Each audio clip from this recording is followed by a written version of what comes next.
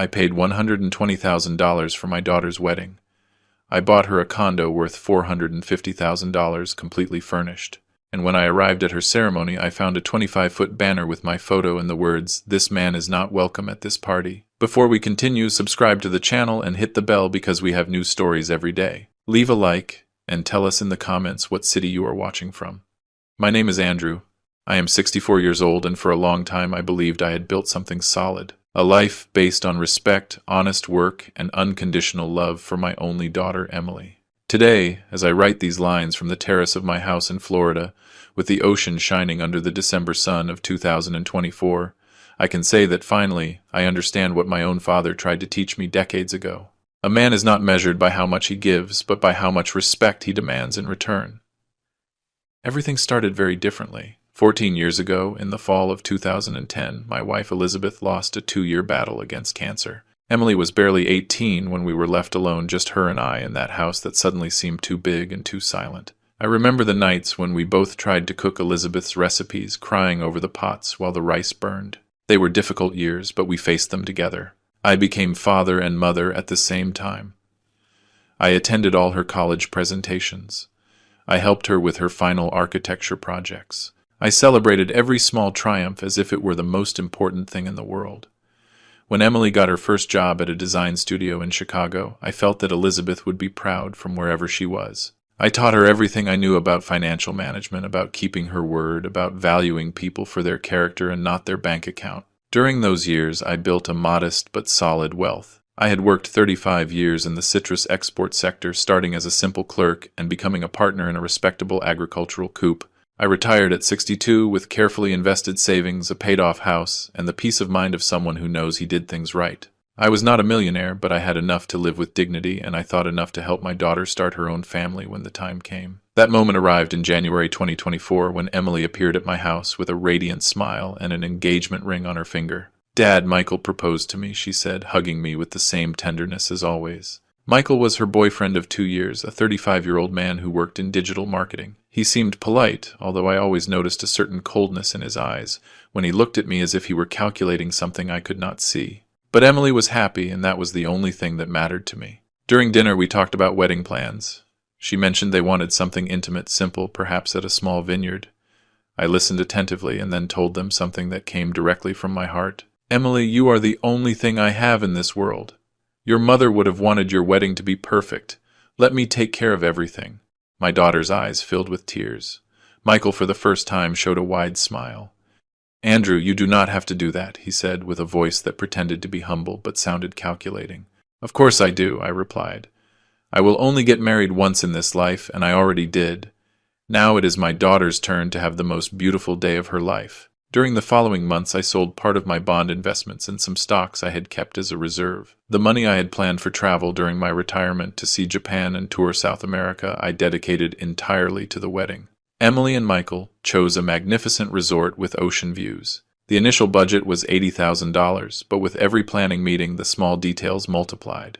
An exclusive photographer from New York imported flowers, a high-end menu with fresh seafood and French champagne. In the end, the figure reached $120,000. $120,000 that represented years of sacrifice, of waking up early, of saving every penny, thinking about the future. But every time I saw the excitement in Emily's eyes, I thought, it is worth it, everything is worth it for her. And I did not stop there. 3 months before the wedding, Emily and Michael mentioned casually that they were looking for an apartment to rent after getting married. That same night, I could not sleep. I imagined my daughter, the girl I had raised with so much love, paying eternal rent without building her own equity. I decided she deserved more. I found a perfect condo in a historic neighborhood in the city. 3 bedrooms completely renovated in a beautiful building. The price was $450,000, including the furniture the previous owner had left. Quality furniture, an equipped kitchen, everything ready to move in. I took out a mortgage on my own house, liquidated my last investment funds, and closed the deal. When I gave the news to Emily in April, a month before the wedding, I expected to see her cry with happiness. Instead, her reaction was strangely contained. "Dad, you did not have to do that," she said with a voice I did not recognize. "It is too much." I explained it was my wedding gift, that I wanted to see her established and secure. She smiled, but the warmth had disappeared from her eyes. During the last weeks before the wedding, I noticed subtle changes that I ignored then, but now looking back, I see with painful clarity. Emily stopped visiting me on Sundays, our sacred tradition since Elizabeth died. When I called her, the answers were brief, distracted. "I am busy with preparations, Dad," she always said. Michael stopped coming by my house completely. I attributed everything to pre-wedding nerves, to the stress of preparations. Never, not even in my worst nightmares, did I imagine what awaited me on June 15th, 2024. The day of June 15th, 2024 dawned with a perfectly blue sky. I woke up at 6 in the morning in my room at the hotel where I was staying a few miles from the venue. I had chosen to stay in a different place so as not to bother the couple, thinking that perhaps they wanted their space before the ceremony. How naive I was. I showered calmly, shaving carefully in front of the mirror. Every gesture was deliberate, almost ceremonial. This was the most important day in my daughter's life, and I wanted to be impeccable. I had bought a new suit, a dark navy Italian cut, a white Egyptian linen shirt, and a burgundy silk tie that Emily had given me the previous year for my birthday. "So you can wear it at my wedding, Dad," she had said, then kissing my cheek. I placed in the inner pocket of the suit my father's gold watch, the same one he wore the day he married my mother in 1972. It was a family tradition, wearing something from the ancestors as a symbol of continuity, of legacy. I felt that Elizabeth was accompanying me in that moment, that somehow she would be present on that special day. I arrived at the venue at 11 in the morning. The ceremony was scheduled for 12:30, followed by a cocktail in the gardens, and then dinner in the grand ballroom. The place was spectacular, mixed with modern luxury, towering palm trees, water fountains, the scent of the sea mixing with the perfume of thousands of white flowers decorating every corner. As I walked through the main access, I greeted the hotel staff. Some recognized me from previous planning meetings and returned the greeting with professional courtesy. I felt good, proud. I had managed to give my daughter exactly what she deserved, a setting worthy of a princess for the most memorable day of her existence. The main hall was located at the end of a long corridor, decorated with monumental floral arrangements. I could hear the murmur of voices, laughter, soft background music. The guests were already starting to arrive. I quickened my pace a little, wanting to make sure I was present when Emily made her triumphal entrance.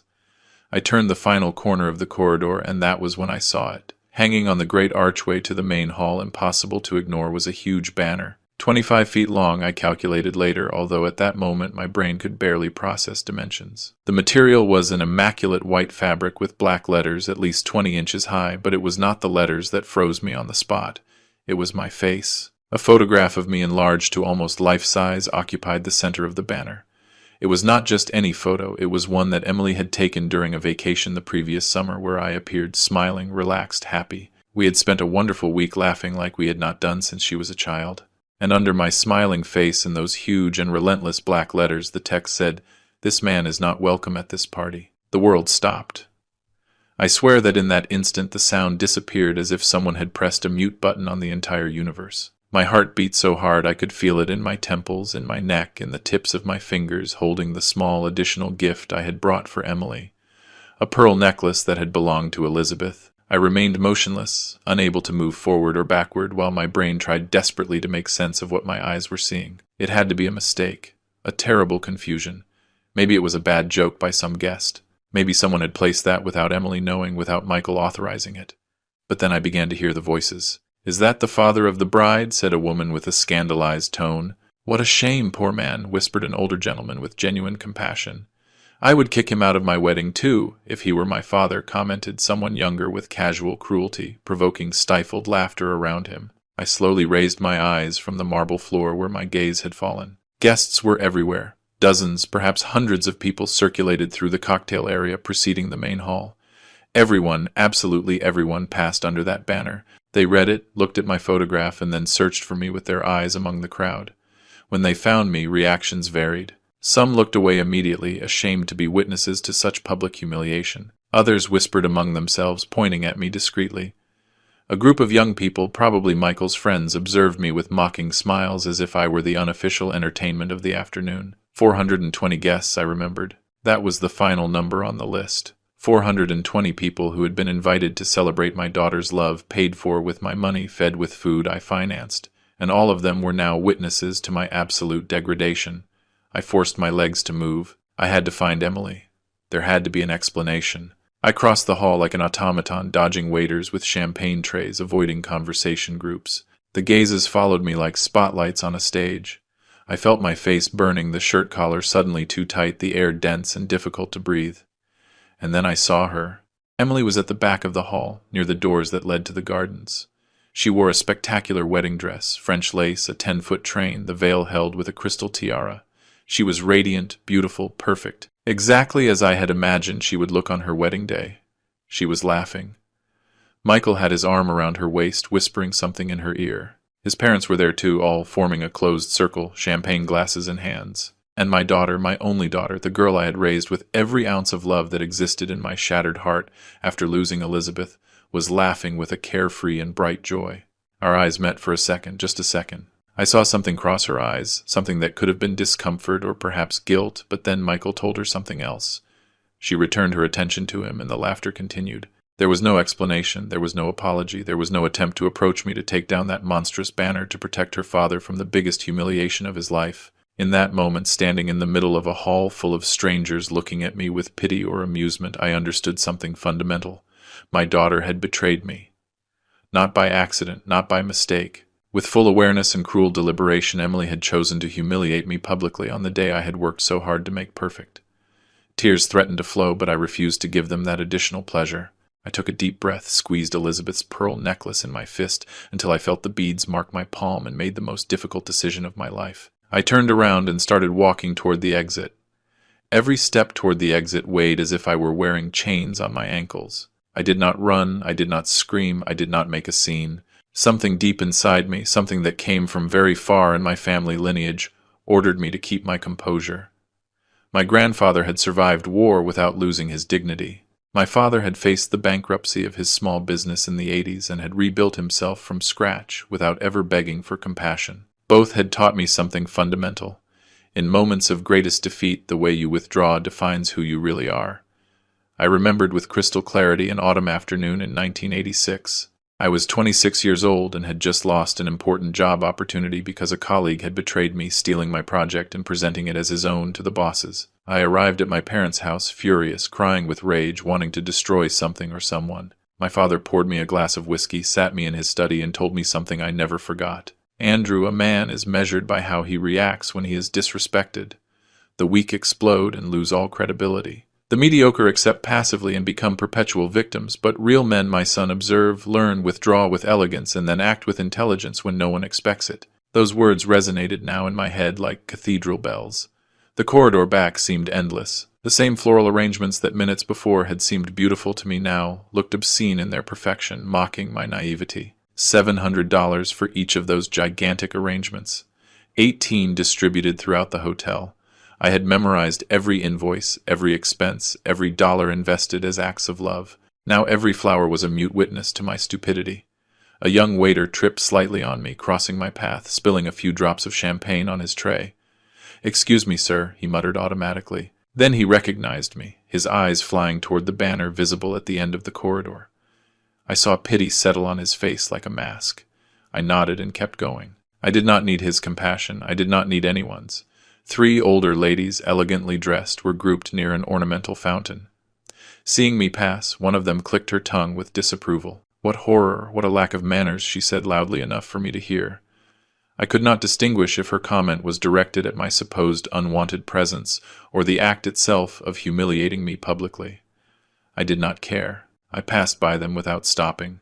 A middle-aged man with a carefully trimmed mustache and impeccable gray suit stopped me, touching my arm gently. "Listen, I do not know what happened between you and your family, but this," he pointed vaguely toward the hall, "this is wrong. I am very sorry." His sincerity pierced me like a knife.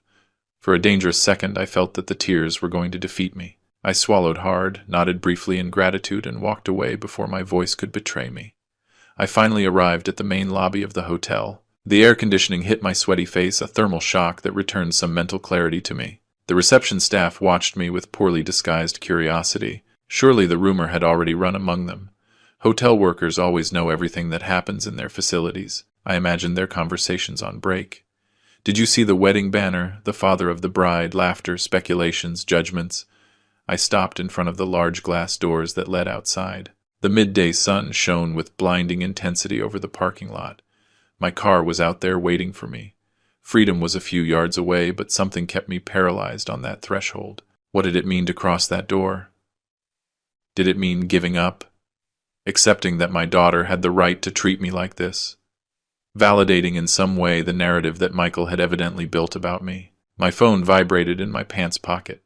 I took it out with trembling hands. A message from Emily. Dad, please do not make a scene. It is done. Just go quietly. I read those lines 3 times. Every word was an additional dagger. It is done.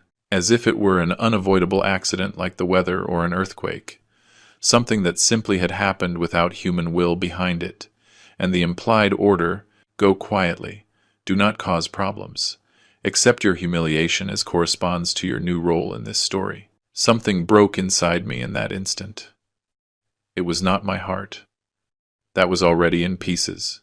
It was something deeper, more structural. The image I had of myself as a loving father who sacrifices everything for his daughter disintegrated like burning paper, and in its place slowly began to emerge a different version of Andrew. An Andrew who understood that love does not mean allowing abuse, that generosity does not imply being a convenient fool, that forgiveness cannot come before genuine repentance, and above all that protecting your own dignity is not selfishness but survival. I put the phone away without answering. I raised my head. I squared my shoulders and pushed the glass doors. The heat wrapped around me like a hug. I walked toward my car with firm and measured steps. No rush, no drama. Just a 64-year-old man who had just learned the most expensive and painful lesson of his life. When I arrived at the vehicle before opening the door, I did something important. I took out Elizabeth's pearl necklace that I still clutched in my left hand. I observed it under the bright light. Small, perfect spheres cultivated for years in patient oysters, symbol of beauty born from suffering. I put it carefully in its velvet case. These pearls would not be for Emily. Never. I sat behind the wheel, closed the door, and remained motionless for several minutes. From there I could see the hotel entrance, elegant people coming and going, completely oblivious to the personal earthquake I had just experienced. The world kept turning with indifference. Life continued, and I would also continue, but never, ever in the same way. I started the engine and left the parking lot slowly. In the rearview mirror, the hotel became smaller and smaller. I did not know yet exactly what I would do, but an absolute certainty had installed itself in my mind, like molten iron. My daughter had chosen to humiliate me with $120,000 of my money and a $450,000 condo of my assets. Now I would choose the consequences. I arrived at my hotel around 2 in the afternoon. I do not remember the drive.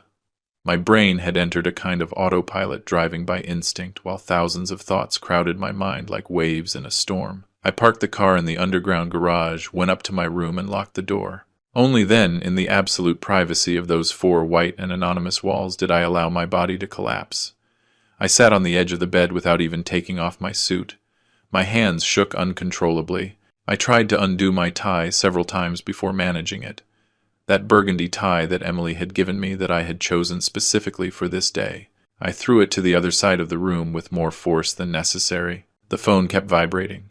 Messages, missed, calls, constant notifications. I took it out of my pocket and looked at the screen. 17 missed calls from Emily. 32 WhatsApp messages.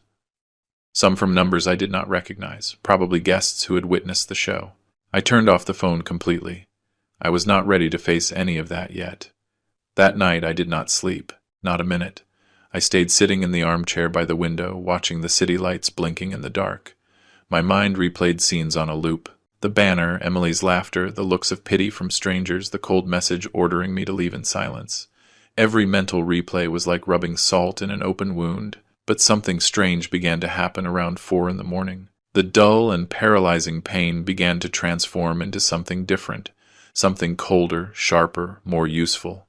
Mental clarity. For the first time in hours, my thoughts ceased to be a chaotic whirlwind and began to organize into straight and logical lines.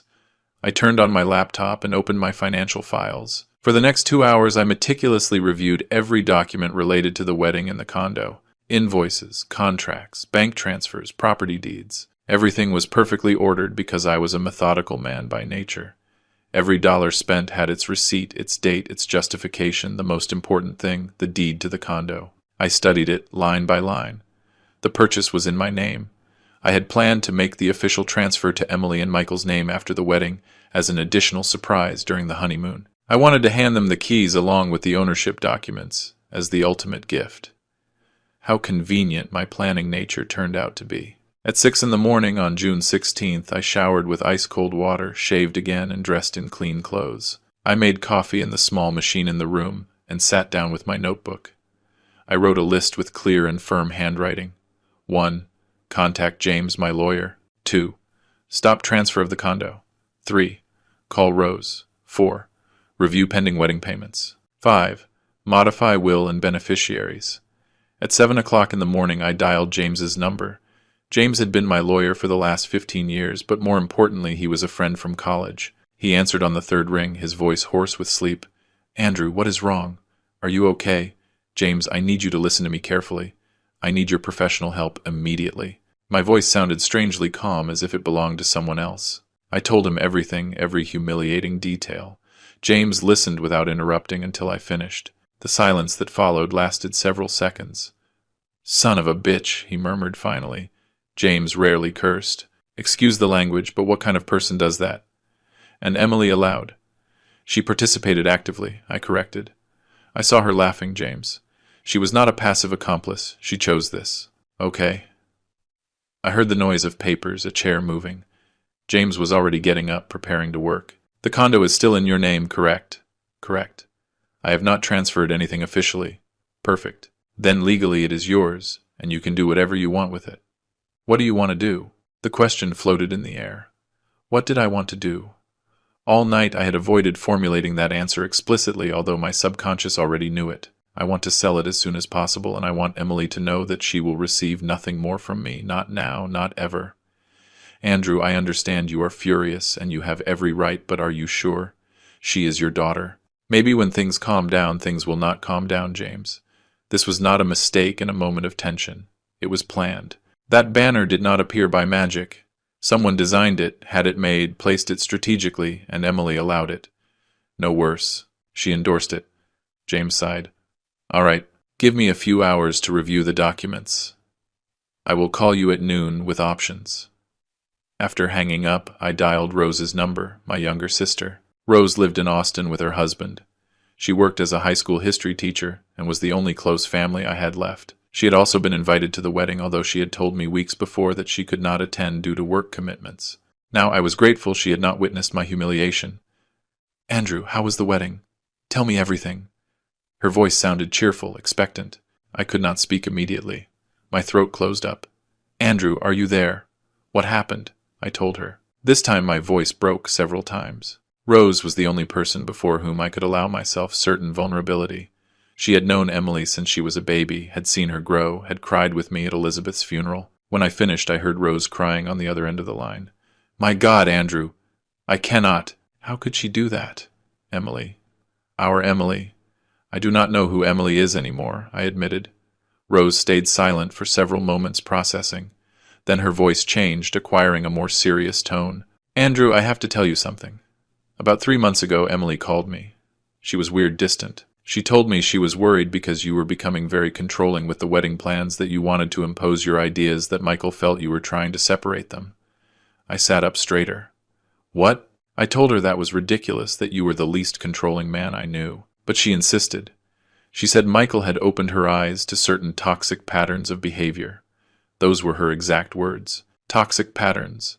The rage I had been holding back all night finally found a clear target. Michael. This had Michael's fingerprints all over it. "She kept calling me during the following weeks," Rose continued, increasingly convinced that you were a problem, that they needed to set boundaries, that her new family with Michael was her priority. I tried to reason with her, but eventually she stopped calling me too. I thought it was prenuptial nerves. Everything fit with terrible clarity. Michael had executed a classic manipulation manual. Isolate the victim from their support network, rewrite family history, plant seeds of doubt and resentment. And Emily, my intelligent and educated daughter, had fallen completely into the trap. Or maybe she had not fallen.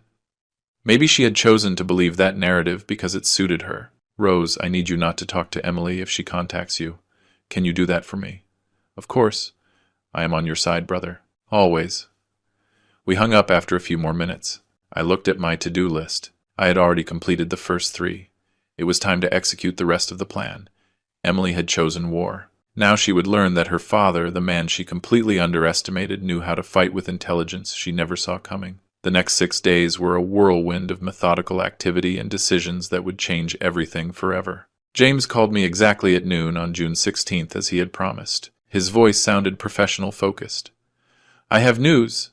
First, the condo is completely in your name, and there is no legal impediment to selling it. Second, I reviewed the wedding contracts. There are 2 important payments that have not yet been processed completely. The final buffet and the floral decoration. They total $25,000. They are in the bank clearing phase, which means we have a window of approximately 72 hours to stop them if we act fast." I sat up in the chair of the small hotel desk where I had set up my makeshift operations center. "Can we stop those payments legally?" "Yes, but we need to move fast. It is you who signed the contracts and who ordered the transfers. You have the right to cancel them before final clearing. The vendors will not be happy, but legally we are covered. Do it. Cancel everything you can." "Understood. Now about the condo. I have a contact, a Portuguese investor who specializes in city properties. I spoke to him about the property this morning without giving personal details. He is interested. He can close fast in cash, but obviously he will offer less than market value. How much less? He calculated $430,000. It is $20,000 less than what you paid, but the transaction could be completed in a week, max 10 days. $20,000 of loss. Money I had earned with years of sacrificed work, but the alternative was worse, giving that asset to a daughter who considered me so despicable she had publicly announced my rejection. I accept. Proceed with the sale. Andrew, once again, are you completely sure? There is no going back after this. I have never been more sure of anything in my life. During the following days, my hotel room transformed into a makeshift legal office. James sent me documents by email that I printed in the hotel business center, signed and scanned back. The Portuguese investor, a Mr. Rui Cardoso, turned out to be exactly what I needed. Discreet, efficient, and without unnecessary questions about the reasons for such a rushed sale. On June 17th, I received a furious call from the catering service manager. I had managed to stop the payment just in time. "Mr. Andrew, this is completely unacceptable. We fulfilled our service. The food was served, the staff worked. You cannot simply cancel the payment. Check the contract," I replied with a calm voice. Clause 7.3 establishes that the client has the right to dispute charges if the service does not meet agreed expectations. I did not authorize my investment to be used to humiliate me publicly. I consider that a fundamental breach of the spirit of the agreement. It was a creative interpretation, probably unsustainable in court, but the manager had neither the time nor desire to start a long legal process for $25,000. After 30 minutes of tense negotiation, we reached an agreement. They would return $15,000 and keep $10,000 as partial compensation for services rendered. I accepted. Recovering something was better than nothing. On June 18th, I performed another crucial task. I drove back home and went directly to the office of my financial manager, Albert, a bald man in his 50s who had managed my investments for a decade. "Albert, I need to make important changes to my beneficiary documents." He opened my file on his computer, adjusting his glasses. "Sure, Andrew. What kind of changes?" "I want to remove Emily from my life insurance, from my pension plan, and from any investment account where her name appears." Albert looked at me over his glasses, surprised. "That is...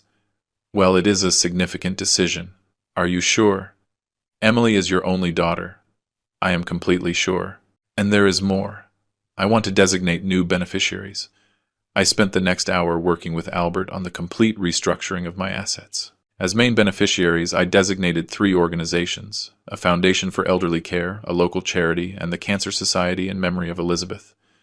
These institutions will receive everything, not a dollar for Emily. Albert typed in silence for several minutes, printing forms that I signed methodically. When we finished, he handed me copies of all the documents. "Andrew, I do not know what happened between you and your daughter, but I am very sorry you had to make this decision." I did not respond. I did not need explanations or compassion. That same afternoon, I visited my notary, Mr. Thompson, a 70-year-old man with whom my family had worked for generations. His firm was in an old building with high ceilings and dark mahogany furniture. "Andrew, what a pleasant surprise. How can I help you?" "I need to modify my will." Mr. Thompson's smile faded slightly. Wills were serious matters, especially when the client arrived without notice with an iron expression on his face. I explained the changes I wanted. Mr. Thompson took notes with his antique fountain pen, nodding occasionally. When I finished, he left the pen on the desk and studied me carefully. Andrew, my professional obligation is to ensure that you fully understand the implications of these changes. You are effectively disinheriting your only direct descendant. I know, let her receive nothing and everything goes to the same charities I designated with Albert. I want every financial decision I make from now on to benefit people who really value family, not those who destroy it. Mr. Thompson nodded slowly and began to draft. The process took almost 2 hours. When I finally signed the new will before 2 witnesses whom Mr. Thompson summoned from his office, I felt something strange. Not pain, not vengeful satisfaction, but simply relief. The relief of knowing I had taken control of my life again. On June 20th, James confirmed that the sale of the condo was practically closed. Mr. Cardoso had transferred the deposit and his lawyer was finalizing the papers. The final signing would be on June 22nd. That night, sitting on my terrace with a glass of red wine, I performed the most symbolic and definitive action of all. I took my mobile phone, which I had kept off for days, and turned it on. 143 missed calls from Emily. 287 messages. There were also messages from Michael, some common friends, distant cousins. Everyone wanted explanations, mediations, reconciliations. I went to WhatsApp settings. I blocked Emily's number. Then I blocked Michael's. Then I went to my phone contacts and deleted them completely. Their email addresses too. Blocked. Facebook, Instagram. All social networks. Blocked and deleted. In a matter of 10 minutes, Emily had disappeared completely from my digital life. She could not contact me even if she wanted to. No more pleading messages. No more attempts at justification. No more emotional manipulation. On June 22nd, I signed the deed of sale for the condo. $430,000 were transferred to my bank account. Money originally destined to be Emily and Michael's nest now back in my hands. I invested it immediately in conservative funds in my exclusive name. That night back home, I calculated the final numbers. Of the $120,000 for the wedding, I had recovered $15,000. From the condo, I had lost $20,000 in the quick sale. In total, my decision to completely cut Emily from my life had cost me around $125,000. It was the most expensive price I had ever paid, and also the most necessary. Emily and Michael returned from their honeymoon in Greece on June 28th, exactly 13 days after the ceremony. As Rose would tell me weeks later, they had spent those days at a 5-star resort, posting idyllic photos on social media. Romantic sunsets, dinners by the water, perfect smiles. The image of absolute happiness. They landed at the airport around 3 in the afternoon. Michael had rented a car to pick up their bags and drive directly to the downtown condo. Their apartment, as they surely called it between themselves during the whole honeymoon. The gift from the foolish and convenient father-in-law who had paid for his public humiliation with $450,000 in real estate. According to Emily, she told Rose subsequently in a desperate call. Michael was euphoric during the drive from the airport. He talked about the furniture they would change, the minor renovations they would make, how finally they would have their own space without depending on rent. He had even calculated how much they could save monthly by not paying rent money they would invest in trips and luxuries. They arrived at the historic building near 5 in the afternoon. The doorman, an older man named Stephen, who had been working there for 30 years, stopped them in the lobby before they could get on the elevator. "Excuse me, are you Emily and Michael?" Emily smiled, probably assuming the doorman recognized them as the new owners. "Yes, it is us. We are coming to settle into the 4th-floor apartment." Stephen's expression became uncomfortable. "I am afraid there is a misunderstanding. That apartment no longer belongs to Mr. Andrew. It was sold 6 days ago. The new owners took possession yesterday." The silence that followed must have been deafening. Emily tried to process the words, surely thinking there was some administrative error, some confusion with the papers. "That is impossible," intervened Michael with a tense voice. "The apartment is ours, a wedding gift. There must be a mistake." "There is no mistake, young man. I myself helped the new owners with the move of some boxes yesterday. Mr. Cardoso and his wife, a very nice couple, have already changed the locks." Emily took out her mobile phone, her hands shaking, according to her own later account. She tried to call me. The call did not go through. It went directly to an automatic message. "The number dialed is not available." She tried WhatsApp. Her message never showed the 2 blue checks of delivered. She was blocked. Call the damn lawyer who was supposed to manage the transfer once and for all, snapped Michael, his voice rising in volume in the elegant lobby. They called the lawyer they had hired to review the property documents, a certain Beatrice. The lawyer answered on the second ring, and Emily put on the speaker. Miss Beatrice, this is Emily. We are at the apartment, and they tell us it was sold. There must be a terrible mistake. An uncomfortable sigh on the other end of the line. Emily, I tried to contact you during the honeymoon, but you had your phone mostly off. Your father sold the apartment a week ago. The transaction was completely legal. The property was in his name. He had full right to sell, but it was our wedding gift. Emily's voice broke at that point. Verbal wedding gifts have no legal validity if there is no official transfer of ownership. I am very sorry, but there is nothing to be done. Your father acted within all his legal rights. Michael snatched the phone from Emily. This is fraud. We are going to sue. That old son of a bitch cannot do this. Mr. Michael, I suggest you moderate your language. And no, you cannot sue. You have no legal basis. If you wish to consult with another lawyer, you are in your right, but I tell you in advance that any competent colleague will tell you exactly the same. The lawyer hung up. Emily and Michael stood in the middle of the lobby with their suitcases full of memories from Greece, while the doorman Stephen watched them with a mix of pity and curiosity. They left the building in silence and got into the rental car. Once inside, according to what Emily narrated to Rose, between sobs, Michael exploded. He hit the steering wheel repeatedly, screaming obscenities. Then he turned to Emily with a fury she confessed never having seen before. How could you be so stupid? How did you let this happen? It was you who insisted on putting that banner. I said it was too much. There it was. The truth finally emerging under pressure. The banner had been Michael's idea, although Emily had agreed, probably with reluctance, possibly with doubts, but finally she had chosen loyalty to her new husband over respect for her father. What was it, a joke? Your father was supposed to understand it as a joke, Michael lied blatantly. But no, the sensitive old man had to get offended, and now we are left with nothing. $450,000, Michael. We just lost $450,000 for your damn joke. The argument escalated for almost an hour in that parked car. Michael blamed Emily for not handling her father better. Emily cried, defended, attacked. Michael revealed finally in his uncontrolled rage fragments of his true plan. Convincing Emily during the previous months that I was a controlling and toxic father had been strategic. The more distant she was from me, the more she would depend on him, and with the apartment in her shared name and access to my resources, he would have secured a comfortable financial future. What did you say? Emily looked at him with growing disbelief. Are you telling me that all this time you have been manipulating me? Michael tried to backtrack, soften, but the damage was done. The words had already come out. They ended that night in Michael's small rented apartment, barely 500 square feet, in a less prestigious neighborhood. The contrast with what they had lost was brutal. Low ceilings, old furniture walls with humidity.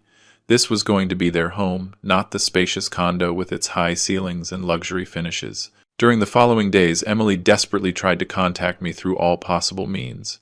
Blocked calls, messages that never arrived, emails that bounced. Finally, she remembered Rose. She wrote dozens of messages to my sister, long paragraphs explaining, justifying, begging. Michael had manipulated her. The banner was a terrible mistake. Please, Rose, intercede, convince me to talk, fix this somehow.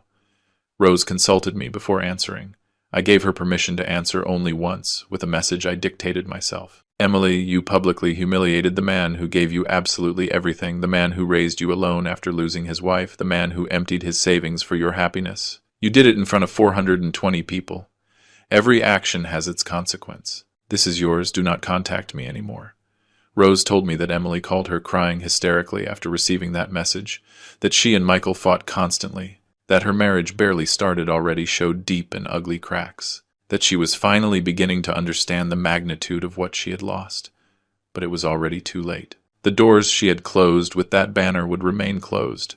I had made sure of that.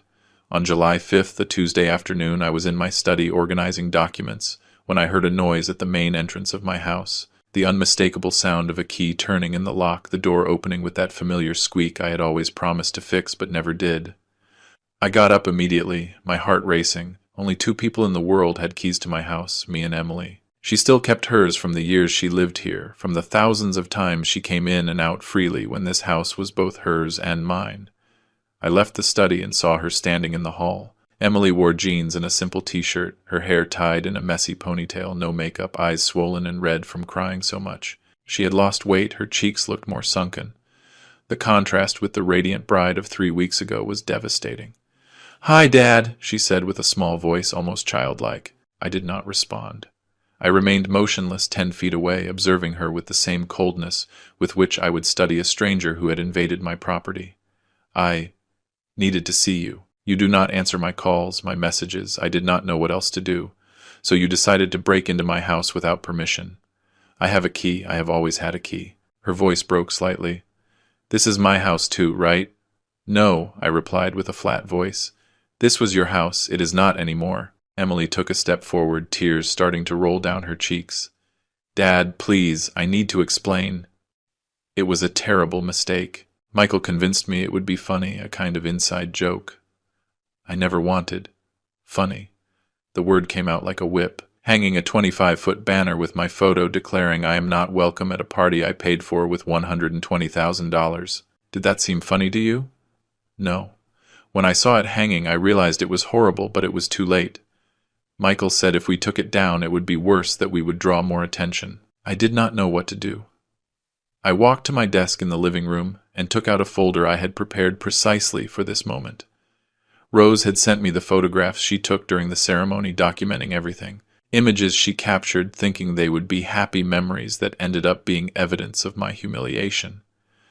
I opened the folder in front of Emily and scattered the photographs on the coffee table. In one of them, she appeared clearly visible at the back of the hall, laughing with Michael while I stood alone under that monstrous banner. In another, she conversed animatedly with his parents, champagne glass in hand, without an ounce of concern on her face. In a third, taken from another angle by some guest, Rose got through common contacts. Emily looked directly toward where I was, and although she was not smiling in that precise instant, there was no horror or guilt in her expression either, just a disturbing calm. "This does not look like someone who was distressed or regretful," I said, pointing at the images. "This looks like someone who knew exactly what she was doing and did not care." Emily observed the photographs, her face breaking down more with every image. I was in shock. I did not know how to react. Michael had told me all morning that you would understand that it was our wedding and we could do whatever we wanted, that you were too controlling and we needed to set boundaries. Controlling. The word came out loaded with bitterness. "Emily, I paid for a $120,000 wedding. I bought you a $450,000 condo. I liquidated my life savings for your happiness, and you call me controlling." It was not me who said that. It was Michael. Michael convinced me for months that you had problems, that you wanted to dominate my life, that I needed to distance myself. And you chose to believe him. The silence that followed was dense, heavy. Emily collapsed on the sofa, burying her face in her hands. "You sold the condo," she said. Finally, her voice choked. "Rose says you changed your will, that you erased me from everything." "Correct. But I am your daughter, your only daughter." I sat in the armchair opposite her, maintaining physical and emotional distance. "Emily, let me explain something I learned very recently in the most painful way possible. Being a father does not mean accepting any type of mistreatment. Love is not synonymous with being an emotional doormat you walk on when it suits you. For years, I confused generosity with weakness, and you learn to exploit that confusion. I never exploited you, did I? Let me see.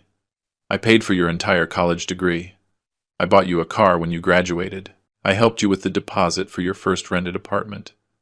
I financed your master's degree. And when all that was not enough, you emptied what remained of my resources for an obscenely expensive wedding and a condo you never really thanked me for. I did thank you. I always thanked you.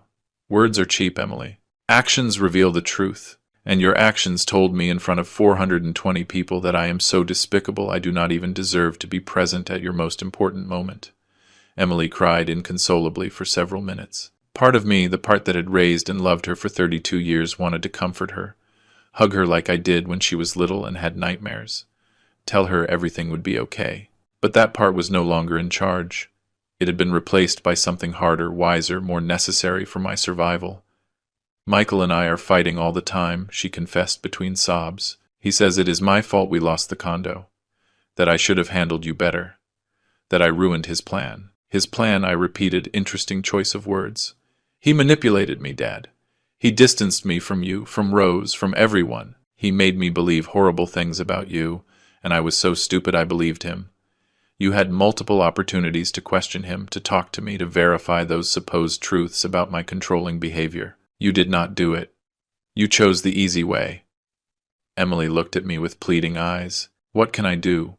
Tell me what to do to fix this. I will do whatever. I stood up, indicating this conversation was over. There is nothing to do, Emily. You cannot unruin this. Some actions have permanent consequences. Humiliating me publicly was your choice. Living without my support, financial or emotional, is the consequence. You cannot do this. I am your daughter, and I was your father. The father who deserved basic respect. The father who sacrificed everything for you. You chose to destroy that. Now you will live with your choice. I walked her to the door. She resisted, leaving, clinging to the frame, begging for one more chance. But I had made my decision, and it was unbreakable. Please give me your key, I said, extending my hand. Emily looked at me, horrified. My key. You do not live here anymore. You are not welcome here anymore. The key, please. With trembling hands, she took the keychain out of her bag and detached my house key. She placed it in my palm. The metal was warm from being in her pocket. You will regret this, she said, with a final flash of rage between tears. No, I replied with absolute certainty. The only thing I regret is having taken so long to defend myself. I closed the door gently but firmly. I heard her sobs on the other side for several minutes before she finally walked away. The next day I hired a locksmith to change all the locks in the house. August arrived with scorching heat, typical of Florida summers, but for me it represented something completely different.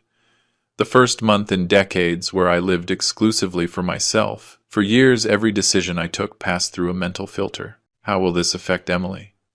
Will she need my financial support? Should I save this money for her future? That filter had disappeared completely. The $430,000 from the sold condo, plus the $15,000 recovered from the wedding, rested in my bank account as symbols of a freedom I had not experienced since my 20s. On August 3rd, I boarded a flight to Italy. 30 days in Tuscany, a region Elizabeth and I had dreamed of visiting together, but always postponed for responsibilities, for saving for Emily's education, for 1,000 reasons that now seemed absurd. When Emily finishes college, we said, when she gets married, we planned, always postponing our happiness for a future that never arrived. I rented a small apartment in a medieval village perched on the hills. Every morning I woke up with church bells ringing at 7, opened the old wooden shutters, and breathed the air perfumed with lavender and wild rosemary. I ate breakfast, strong coffee, and pastries in the main piazza, observing Italian locals, playing cards, and discussing politics passionately. I had no agenda. I had no obligations. I simply existed. Some days I walked through the vineyards surrounding the village, chatting with local farmers. A 78-year-old gentleman invited me to his family winery and showed me how they tasted the local wine. Life is too short to drink bad wine or spend time with people who do not appreciate you, he told me while we toasted under the wooden beams of his century-old cellar. I did not know how much I needed to hear exactly those words. Other afternoons I sat on sunny terraces with my new notebook, drawing clumsily the landscapes of cypress and olive groves. I had no artistic talent. My proportions were disastrous and my perspective non-existent, but it did not matter. I drew for the pure pleasure of creating something, of transforming what my eyes saw into lines on paper. It was meditative healing. I met other travelers in trattorias and cafes. A retired German couple who had been touring Europe in an RV for 2 years. A French professor who had quit his tenure to write a novel. A Canadian photographer my age, traveling alone after divorcing, documenting Renaissance architecture. None knew me as Emily's father, or the man from the banner. I was simply Andrew, an American in Tuscany, free of all history. On August 19th, while dining alone in a family restaurant, I received a message from Rose. It was a photo of Emily she had found on Facebook through a mutual acquaintance. My daughter looked gaunt without makeup in Michael's small apartment they now shared. The caption said something melodramatic about hard times strengthening true love. I looked at the image for 30 seconds, expecting to feel something. Guilt, maybe. Or vengeful satisfaction. But the only thing I felt was nothing, a neutral void. Emily had chosen her path, I had chosen mine. I put the phone away and returned to my pasta, enjoying every bite. I returned home on September 1st with a few extra pounds from the pasta and wine, tanned skin, and something fundamental. I had recovered the capacity to feel joy without guilt. A week later, I enrolled in a painting workshop for beginners at my local community center. We were 8 students, mostly retired women who laughed at their own mistakes and celebrated every small progress. The teacher, a 40-year-old artist with paint-splattered hair, taught us with infinite patience. Art is not about perfection, she said. It is about authentic expression. For the first time in my life, I held a brush without a productive goal. I did not paint to sell, to impress, or to achieve something. I painted because I liked mixing colors, because I enjoyed seeing how the white of the canvas transformed into clumsy but honest landscapes. I also began volunteering at a local association helping young people from disadvantaged neighborhoods develop business ideas. 2 afternoons a week, I shared my 35 years of experience in the business sector with 20-year-old kids who had ambition but lacked guidance. I taught them about basic financial management, about the importance of clear contracts, about how to negotiate with suppliers. A 23-year-old guy named David who wanted to open a mobile repair shop reminded me a bit of myself at that age. Hungry for opportunities, scared of failing, I helped him prepare his business plan. I connected him with a couple of useful contacts. When he finally opened his small shop in October, he invited me to the grand opening. Seeing his pride, his genuine gratitude filled me with a satisfaction that no amount of money invested in Emily ever gave me. Rose came to visit me a weekend in September. We sat on my terrace with a bottle of wine watching the sunset. "Andrew, I have to tell you something." She began with a serious tone. "I have never seen you like this." "Like what?" "Happy. Really happy. Not even when Elizabeth was alive, because then you were always worried about being a good provider. Nor when Emily was little, because you lived for her. Now finally you live for you." She was right. For 64 years I had defined my worth by how much I could give to others, how much I could sacrifice, how much I could endure. Emily's betrayal, ironically, had freed me from that self-imposed prison. Do you know what is the strangest thing I confessed to Rose? I do not miss her. I thought I would miss her terribly, that I would wake up crying, that every moment would be stained by her absence. But it is not like that. It is as if the Emily I loved, the daughter I thought I had never really existed, and you cannot miss someone who was an illusion. Rose nodded understandingly, taking my hand in hers. That is wisdom, brother. Painful, but wisdom finally. For the first time in months, I went to sleep that night feeling something similar to peace. September advanced quietly, but the outside world had not forgotten me. News about Emily and Michael reached me in fragments, like pieces of a broken mirror reflecting a reality that was no longer mine, but some insisted on showing me.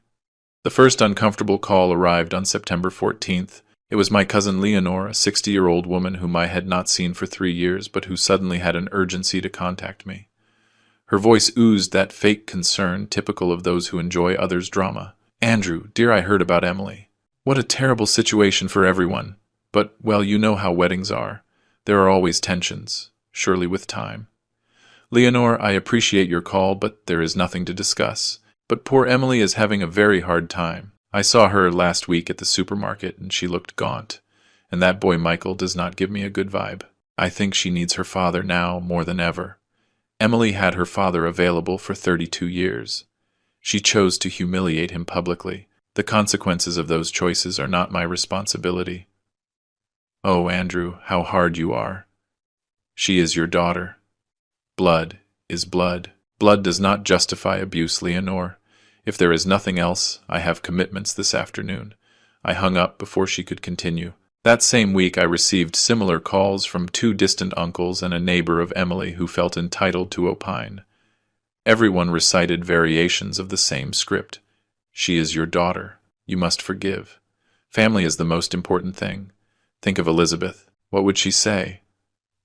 That last phrase, invoking my dead wife to manipulate me emotionally, infuriated me more than anything else. Elizabeth had been a woman of iron principles. She had taught me that true love includes healthy boundaries, that forgiving does not mean forgetting or restoring lost privileges. If Elizabeth would tell me something now, it would be, protect yourself, Andrew. Protect your dignity. Rose, faithful to her promise, only contacted me when she had relevant information, not to pressure me. At the end of September, she called me with a particularly serious tone. "Andrew, you need to know something, not so you change your mind, but because I think you deserve to understand the full picture." "I am listening." "Emily and Michael are in serious trouble, economic, marital, everything. The apartment where they live costs a lot in rent plus bills. Michael works freelance, but his income is irregular. Emily is still at the same architecture studio with a regular salary. Between the two, they barely make ends meet. I said nothing, waiting for her to continue. But there is something worse. A neighbor in their building who casually knows my sister-in-law told her something disturbing. She sees Michael leave regularly late at night, very dressed up with expensive cologne. He returns at dawn. Last week she saw him entering a hotel downtown with a brunette woman who was definitely not Emily. I felt a twinge, not of pain for Emily, but of contained rage toward Michael. That manipulator had not only orchestrated my humiliation, but now betrayed my daughter in the most predictable and miserable way. Does Emily know? Does she suspect? Another neighbor told me she hears them fighting violently at all hours. Screams, slamming doors, Michael blaming Emily for everything. That if she had handled the situation better with you, that if she were not so useless that she ruined his future. It is clear verbal abuse. And what does Emily do about it? For now, nothing. I think she is paralyzed between the pride of not admitting she was wrong with you and the fear of being completely alone if she leaves Michael. It is a trap of her own creation. That night I could not sleep well, but not for the reasons some would expect. I did not want to run to rescue Emily. What I felt was a kind of philosophical sadness for the price we pay for our bad decisions. She had chosen Michael over me. She had chosen to believe convenient lies over uncomfortable truths. Now she was reaping exactly what she had sown. On October 3rd, I received an unexpected visit at my painting class. I was focused on a landscape of orange trees when my teacher approached discreetly. "Andrew, there is a woman at the reception who insists on seeing you. She says it is urgent." I went out to the hall and found Linda, Michael's mother.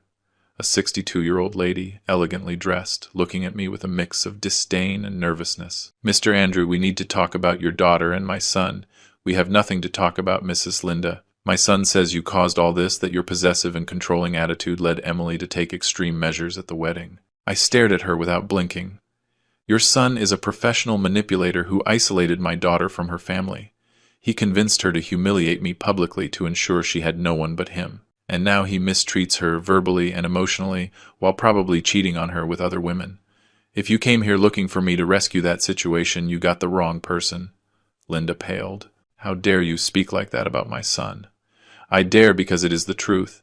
And if you really care about your son, I would suggest you confront him about his behavior instead of looking for convenient culprits. Now, if you excuse me, I have a painting class to finish." I turned around and returned to the workshop, leaving her standing in the hall. Rose called me that same night laughing. Linda just posted on Facebook a cryptic message about bitter men destroying happy families. Several mutual acquaintances have asked me what is happening.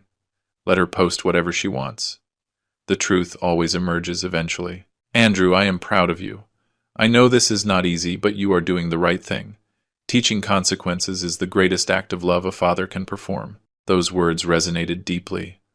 All my life I had confused loving with giving in, with sacrificing with accepting. Finally I understood that the deepest love sometimes requires saying no, setting boundaries, letting people face the result of their actions. Emily was learning a lesson that I painfully had denied her for 32 years by protecting her from every consequence, by solving all her problems, by financing all her dreams without demanding responsibility in return. If I gave in now, if I ran to rescue her, I would only teach her that she can trample me when it suits her and still count on my support.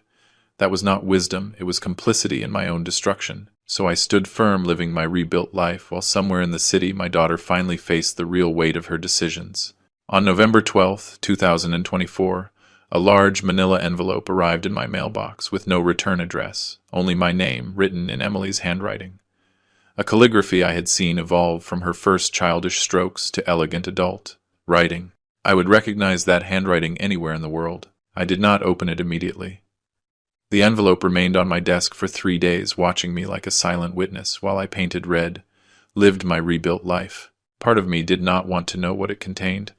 I had already made peace with my decision. I had found balance and purpose. Opening that envelope meant risking that hard-earned peace. But human curiosity is powerful. On November 15th, a rainy Sunday morning, I made coffee, sat in my favorite armchair by the window, and finally tore the envelope. Inside were 8 handwritten pages. They began with 2 simple words. "Dear Dad." I am not going to transcribe the whole letter. It would be too long and painful. But the essential points were these. Emily acknowledged without excuses or justifications that the banner had been an unforgivable cruelty. She admitted that although Michael had proposed it as a declaration of independence, she had agreed consciously. She wrote with brutal honesty that for months she had chosen to believe Michael's narrative about me because it was more comfortable than confronting her own financial and emotional dependence. I convinced myself you were controlling because that justified taking your money while pushing you away from my life, she wrote. It is easier to see a generous father as manipulative than to admit you are an ungrateful daughter. That phrase stopped me. I had to put the letter down for several minutes, breathing deeply, processing that brutal admission. She continued, describing the last months with Michael. The constant fights, the poisonous reproaches, how he blamed her obsessively for losing the condo and ruining his plan. Emily wrote that she began to suspect infidelities in August, when she found compromising messages on Michael's phone he left forgotten in the bathroom. I did not want to believe what I saw, she confessed in the letter. Just like I did not want to believe he was manipulating me about you. I have a terrible pattern of denying uncomfortable realities until they explode in my face. During September, she hired a private detective with her own savings. The man handed her a devastating report accompanied by photographs. Michael had maintained simultaneous relationships with at least 3 different women during the last 6 months. One of them since before the wedding. The detective documented hotel entries, romantic dinners, even a weekend in another city with one of his lovers while he told Emily he had a work conference. I confronted Michael on October 25th with the evidence, she wrote. He did not even try to deny it. He laughed, Dad. He laughed and told me, what did I expect, that a woman who betrays her own father obviously does not deserve loyalty. He said he had used me to access your money, and since that failed, I was no longer useful to him. I read that part 3 times. Michael had finally revealed his true nature with crystal cruelty, and Emily, for the first time, had seen him without the filters of denial. I am in the process of divorce, continued the letter. Do not worry, I am not going to ask you for money for lawyers or anything. I hired a lawyer with the emergency fund I have. Michael and I do not share significant assets, so it will be relatively simple. I am also not going to ask you to receive me back in your life. I do not deserve that. The next 2 pages were an extensive and detailed apology. Not the superficial kind, forgive me if I offended you, but a complete acceptance of responsibility. Emily listed every specific decision she took, every moment she chose to believe Michael over her own experience, every red flag she deliberately ignored. I know I destroyed something irreparable, she wrote toward the end. I do not ask for forgiveness because I do not believe I deserve it. I also do not ask for a second chance because I understand there is no way to repair what I did. I just want you to know that I finally understand the magnitude of my betrayal, and that if I could turn back time, I would give anything to never have hung that banner, to never have listened to Michael, to have defended the father who gave me absolutely everything. The letter ended with a particularly moving note. I found among my things Mom's pearl necklace you planned to give me on the wedding day. Rose told me you carried it with you that day. I cannot imagine the pain you felt leaving there with that gift undelivered. Mom would be ashamed of me. I am ashamed of me. I do not expect your answer. I just needed you to know that I finally opened my eyes, although it came too late. I love you, Dad. I have always loved you, even when I acted like I did not. Emily. I finished reading with silent tears rolling down my cheeks. They were not tears of joy or immediate reconciliation. They were tears of mourning for what we could have been, for the lost years, for the destroyed relationship. I reread the letter that same afternoon, and again before sleeping. During the following days, I read it at least 10 times, looking between the lines for any trace of manipulation, of disguised excuses, of subtle attempts to get financial support. I found nothing of that. The letter was brutally honest, painfully self-aware. Emily had written from a place of genuine repentance, not from the desperation of needing rescue. That made it harder to process. If it had been a manipulative letter, I could have dismissed it easily. But this was different. This was a daughter who had finally matured, who had learned the hardest lesson, who had paid a terrible price for her mistakes. Rose called me a few days later. Emily told me she sent you a letter. Did you receive it? Yes. And what are you going to do? That was the question, right? What would I do? Call her immediately and start a reconciliation process. Ignore the letter completely. Something in between. I do not know yet, I admitted honestly. The letter is sincere, painfully sincere. But words are easy, Rose. What matters are actions sustained over time. Anyone can write a nice apology in a moment of crisis. It is true, agreed Rose, but it is also true that Emily is really changing. I have seen her. She left Michael, she is in therapy working hard to support herself alone. She is not looking for you to rescue her, she is trying to become someone who someday deserves your forgiveness. Someday, I repeated. That is the key word. Not today, not tomorrow. Someday, if she demonstrates with facts for months, perhaps years, that she really changed, then will you leave the door open? Ajar, I corrected. Very slightly ajar, but she will have to do all the work to open it completely. I already did my part for 32 years. I kept the letter in a drawer of my desk. I did not answer it. I was not ready for that yet, but I did not destroy it either. December arrived with that particular golden light of winter, soft and melancholic. Exactly 6 months have passed since that June 15th that divided my life into a before and after. 6 months that feel simultaneously like an eternity and like a blink. This morning, while drinking coffee on my terrace, observing the ocean shine under the winter sun, I made a mental inventory of everything that had changed. Not only in my external circumstances, but fundamentally in who I am as a man. The Andrew who entered that hotel dressed in his best suit, carrying hopes and expensive gifts, no longer exists. He was a man who defined his worth by how much he could give, how much he could sacrifice, how much he could endure in silence. A man who confused generosity with weakness and love with complicity in his own destruction. The Andrew who writes these reflections today is fundamentally different. I have learned that protecting your dignity is not selfishness, it is survival, that setting boundaries is not cruelty, it is self-respect, that some relationships, no matter how much blood they share, need to end for both parties to evolve. Yesterday I received a call from James, my lawyer and friend. He wanted to update me on a minor tax issue, but at the end of the conversation he told me something that stayed resonating in my mind. Andrew, we have been working together 15 years. I knew you as a competent man, but always worried, always sacrificing. These last months I see you different, lighter, more present. It is as if finally you stopped living to please ghosts and started living for yourself. He was right. For decades I lived tormented by self-imposed obligations. I had to be the best husband to honor Elizabeth. I had to be the perfect father to compensate for the absence of a mother. I had to sacrifice my dreams to finance Emily's. It was an invisible prison, but absolutely real. Emily's betrayal paradoxically broke those chains. Now my mornings begin with painting, not with worries about others' needs. My afternoons are spent teaching young entrepreneurs who really value my experience. My nights pass reading books. I always postponed watching movies. Elizabeth and I had planned to see together, cooking new recipes, just because I feel like experimenting. David, the 23-year-old boy I helped with his mobile repair shop, came to visit me last week. His business is going well. He has 3 employees now. He brought me a bottle of wine and a card that said thanks for believing in me when no one else did. That simple card gave me more satisfaction than all the years financing Emily's whims. Because David genuinely valued my support. He did not take it for granted. He did not humiliate me publicly after receiving my help. Regarding Emily, I maintained my position. The November letter remains kept in my desk. I have reread it occasionally, looking for signs of genuine change versus sophisticated manipulation. So far it seems authentic. But words are easy promises. What interests me are actions sustained over time. Rose keeps me informed discreetly. Emily finalized her divorce from Michael the first week of December. She lives alone in a small studio on the outskirts of the city. She works long hours, attends therapy weekly.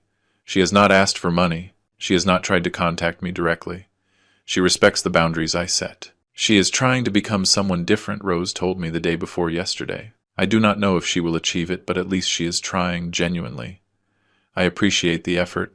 I recognize the growth. But I am not ready to fully reopen that door. Perhaps I never will be, and I have made peace with that possibility. I have learned something crucial about forgiveness. It is not a switch you turn off or on.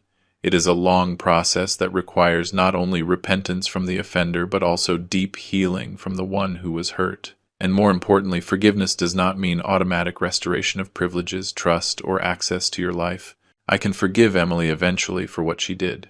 I can reach a point where I do not feel pain remembering that banner, but that does not mean I will be her source of financial support again, her emotional safety net, the father who drops everything for her without expecting basic respect in return. If someday, after years of consistently demonstrated change, Emily and I rebuild some kind of relationship, it will be completely different. It will be a relationship between adults with clear boundaries, mutual respect, and real consequences for destructive behaviors. I will never again be the father who sacrifices infinitely while his daughter takes everything as an acquired right. This morning, while observing the sunrise from my terrace, I felt something I had not experienced in years. Gratitude for my life exactly as it is now. Not for what it could be if Emily returned. Not for what it was before the betrayal, but for this present moment with all its imperfections and its beautiful simplicity. I am 64 years old. Statistically, I have perhaps 20 good years of life left, maybe 25 if genetics favor me. I do not plan to waste a single one of those years living to please people who do not respect me. Not a single one waiting for apologies that perhaps never arrive with the depth they deserve. Not a single one being an emotional hostage of an adult daughter who must learn to support herself. My message for anyone reading this story is simple but powerful. Your dignity is not negotiable. True love includes healthy boundaries, and sometimes the most loving act you can do, both for yourself and for the other person, is to walk away and allow natural consequences to teach what words never could. Emily had a father who loved her unconditionally for 32 years. Now she has to learn to live without that resource exactly as a consequence of her decisions. And I have to learn to live for myself, rebuilding an identity I never had before, that of a complete man without the need to sacrifice for others to feel value. I look toward the future with serenity. There are trips I plan to take, paintings I want to create, young people who need mentorship books I hope to read. There is a whole life waiting for me, and for the first time in decades, that life belongs completely to me. The 25-foot banner that declared I was not welcome ended up being a strange blessing in disguise. It forced me to wake up, to defend myself, to reclaim my dignity.